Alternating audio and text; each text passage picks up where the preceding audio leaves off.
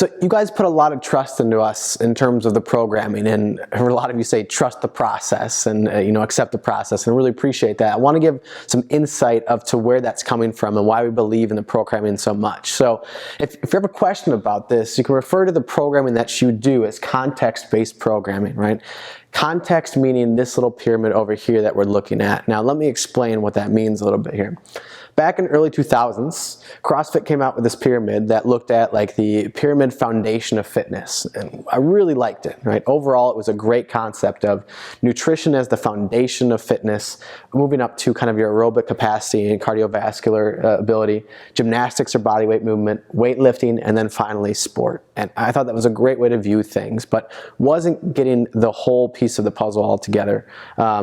And the reason being is that it forgot about the idea of context, or why we do what we do, right?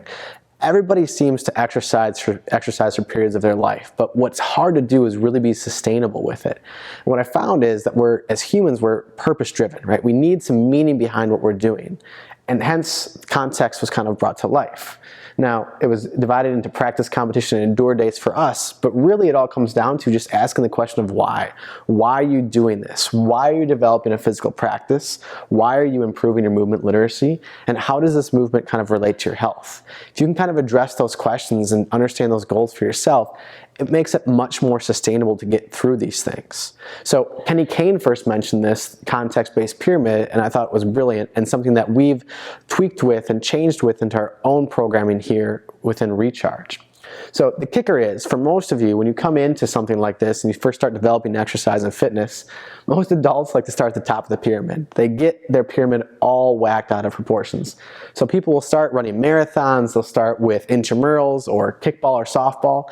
If you've ever been to a 45-year-old male softball league and you see like 3 hamstring strains a day during those games, it's understandable. They haven't ever put in the nutritional components, the movement literacy or physical practice components to sustain the high level of demand that sport is. So all we're asking you is, again, like you mostly tell us, is trust the process.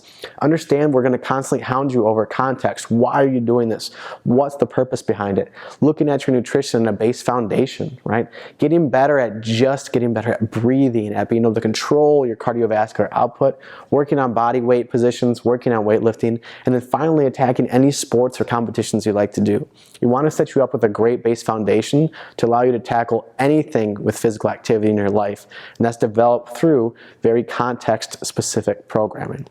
So that's the why for us within Trust the Process, and how you guys can come in every day and do something new and give a goal to why you're doing it, because it's very sustainable, it's purpose-driven, and it allows you to go through each cycle with a new goal, with a new concept in mind, and make sure that you're here not just for 6 months or 9 months, but here for hopefully a decade of really sustaining a physical practice and improving your movement literacy.